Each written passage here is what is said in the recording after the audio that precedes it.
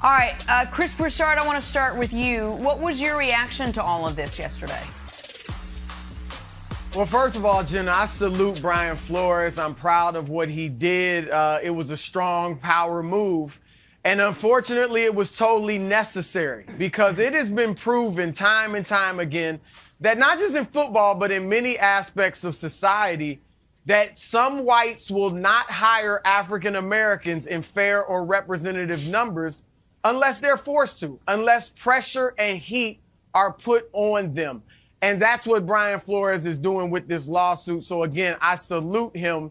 It is utterly ridiculous that in a league that is 70% African American as far as players, that 1 out of right now 27 head coaches are black. All right, 1 in 27.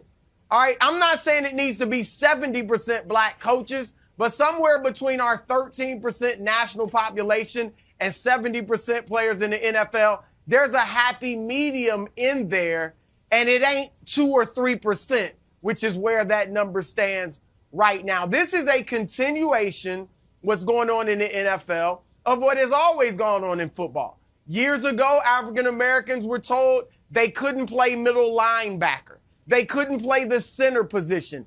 Up until a couple decades ago, they couldn't play quarterback, all right, because those were the cerebral positions. Obviously, coaching and front office positions are cerebral. So this is just a continuation of that. You can't do it on the field anymore because that's objective. Whoever's fastest, whoever's strongest, whoever's the best, I got to take him regardless of color because I got to win. But in the front office hires, the coaching hires, it's subjective. You know, it's not black and white, no pun intended. And that's where the prejudice and the racism still festers. And one of the things that frustrates African Americans most is that the goalposts for these positions keep moving. Years ago, African Americans were told, well, you got to be a coordinator, offensive, defensive coordinator. Many were defensive coordinators. Well, no, you got to be an offensive coordinator. You know, it's an offensive league. You got to be able to call plays, all that. Now you got some offensive coordinators like an Eric Bieniemy, a Byron Leftwich. They don't have jobs. But look at Matt Nagy, Doug Peterson, Brian Daboll. If you're an OC for a good team, you get a head coaching job unless you're black. And that is what he's addressing. And now that you have a few black coordinators on the offensive end, this criteria is totally gone now. Josh McDaniels just hired by the Raiders. He failed miserably in Denver, went 11-17, was caught cheating, fined by the league for videotaping the 49ers practices, walked out on a job he had agreed to in Indianapolis a few years ago, and he gets hired. Josh McCown is one of the front runners in Houston. He's a high school quarterbacks coach. He's never coached at the college or the pro level. Steve Wilkes, a black man, is fired in Arizona after one season for a college coach, Cliff Kingsbury, who had a losing record. This is ridiculous. And again, this is why it is necessary for Brian Flores to do what he did, unfortunately. What you're talking about at the end, there's a political phrase for it. It's Calvin Ball. It's from the old Calvin and Hobbes cartoon, which is the rules of the game are in perpetual motion, changing, just ensuring the result that someone wants. And the rules of this game continue to change. Now, I had two different avenues that I was thinking about going down this. And you talked me out of going down the one that my gut was. My gut was, I'm going to prove it to you mathematically.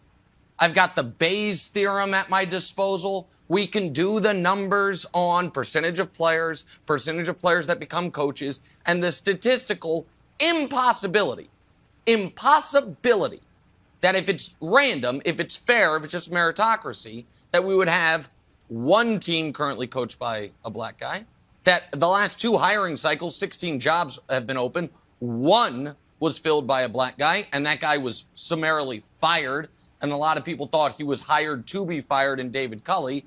But I don't know if people want math this early in the morning, so instead, I'm going to go to the more emotional reaction, which is this. If you woke up tomorrow and half of the head coaches in the NHL were black, Would that strike you as a little odd? It's like, well, how did that happen? The league is, 2% black, and half the head coaches are black. If you woke up tomorrow and half of professional hockey's coaches were black, would you think, well, there must be some type of sustained effort or something, but not just a meritocracy that is happening that is leading to this? Of course you would, because it's unimaginable.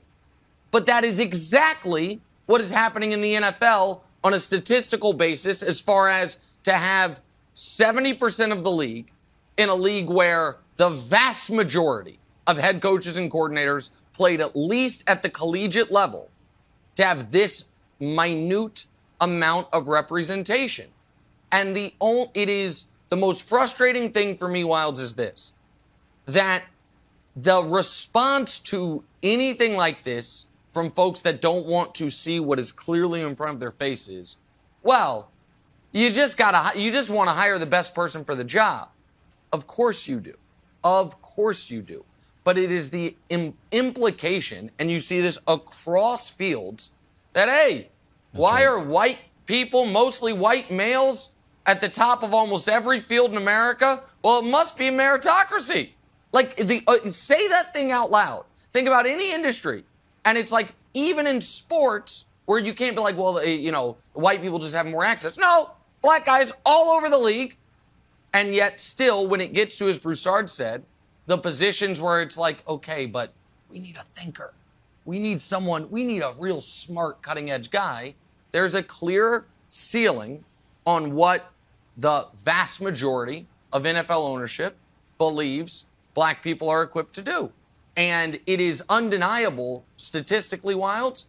And I do think it's going to take a seismic event like what Brian Flores is doing to potentially try to change the paradigm, because it's going in the wrong direction. The hiring cycles have gotten wider and wider, not more and more diverse over the last few years. I think your hockey metaphor nails it. Broussard, I thought what was interesting yesterday was the news cycle was divided into two stories. Tom Brady retired and Brian Flores filed this lawsuit. And for Tom, there's both guys in their 40s. And for Tom Brady's in his 40s, it was all, let's look back at Tom Brady's career. Brian Flores is in the 40s. He's got his whole career ahead of him. And knowing that he put that entire career that is ahead of him in jeopardy is historically courageous. Go back on Brian Flores. Brian Flores grew up in Brownsville, went to Boston College, joined the Patriots when he was 23 as an assistant scout. He worked all the way up the Patriots, leadership ladder. He could have just kept on going. He's like, if I don't get one of those jobs, I'll get a coordinator's job. I'll lay back a little bit, I'll get another job. There's millions of dollars at stake, and he put that in jeopardy because he knew there was a greater good. And that's what he's going after. And we don't know how this is going to play out. Something's going to change, though. I think the smart money is there is going to affect some sort of change. And we talked about Curt Flood in the meeting. I think the parallels to Curt Flood are right there. That Curt Flood fought for free agency, never personally benefited from it. And when we see the effects of Curt Flood, it's beyond baseball. What Curt Flood did for free agency set the structure for all sports. So not just players. Yep. Bryce Harper is benefiting from Curt Flood. Newspaper writers are benefiting from Curt Flood. Everyone benefits from free agency except Curt Flood. So what Brian Flores set into motion, we don't know how it's going to play out, but I think it will not only be good for black coaches in the NFL, I think it'll be good for coaches across all sports and sport itself. It had to start somewhere, and Brian Flores started something at a great personal risk, and I thought it was very courageous. Absolutely, and that's why it's so courageous, because Wildes and Flores acknowledged this in a quote yesterday. He put his career in jeopardy. He likely sacrificed his head coaching career for this. And you mentioned Curt Flood. It's similar to Colin Kaepernick. Kaepernick was outside of sports, but he still sacrificed his football career for a fight that was bigger than himself. And that's what Flores did. And while I applaud him for it, it is unfortunate that he, as an individual, is going to have to pay the price for this.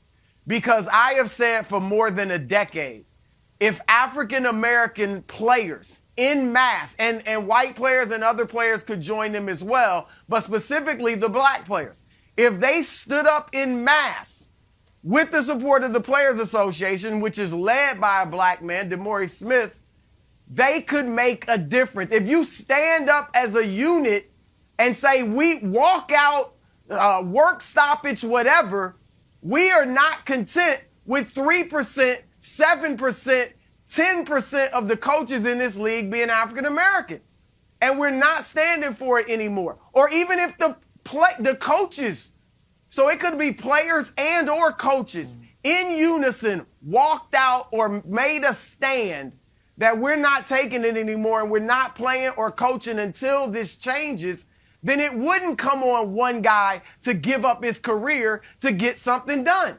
It would be all of them working together, and you can't get rid of all of them. You might not be able to get rid of any of them if they stand together, Nick. And it's unfortunate that they didn't. And so Flores has to sacrifice his career for the greater good, and hopefully a greater good comes of this. And we are talking in the macro. In the micro, there are some explosive allegations here. Him alleging that Stephen Ross said, hey, I'll give you an extra $100,000 per loss to tank. I don't think that's necessarily racially based, but I don't think the NFL likes that. The fact that Belichick, it would appear, meant to text Brian Dable, texted Brian Flores, and, revealed that Brian Flores' interview with the Giants was a total sham, which is always been the fear post-Rooney Rule, that you are getting tokenized interviews, that guys there was a good article about this, I think USA Today, in the last 5 years, we've had 3 white head coaches hired after the first interview. Meanwhile, you have only had 1 black head coach that was hired with doing less than 5 interviews, that guys are being asked to interview when the job has already been decided. But we went micro, we did macro. We can go even bigger because this is not just an NFL problem. And that's the point. It is, I'm obviously a white guy, but I have enough self-awareness to know being a white guy has smoothed my path to this position. Broussard and I were talking about this before the show. Broussard and I we're all equal partners, but I'm going to use Broussard as an example here. Broussard and I are equal partners on this show. Broussard's path to sitting here was working for half a dozen newspapers, grind, having multiple jobs at a different television network, multiple jobs here, and now he's here. He's as good as anyone I've ever worked with in any field. You know what my path was? I got a job on the radio in my hometown a week out of college. I then got a job on the radio in a top 5 market, and then they put me on TV. Now, I worked hard for it, but there's far too many white folks that don't recognize and acknowledge, man, if I worked just as hard and had the exact same resume, would I have gotten the same opportunity? Would they have taken that chance on me if I was a young black guy? No, they wouldn't have. So, it is across industries. And the unending, Jenna, arrogance of some folks to think that the C-suite across nearly all industry is lily white because it's a meritocracy, it's unfathomable to me. And I'm glad that Brian Flores, Jenna, is shining a bright light on. Thanks for watching. Subscribe here to get the latest from the show. Also, be sure to check out more of the best clips from First Things First, or go watch a few segments from our other shows on FS1.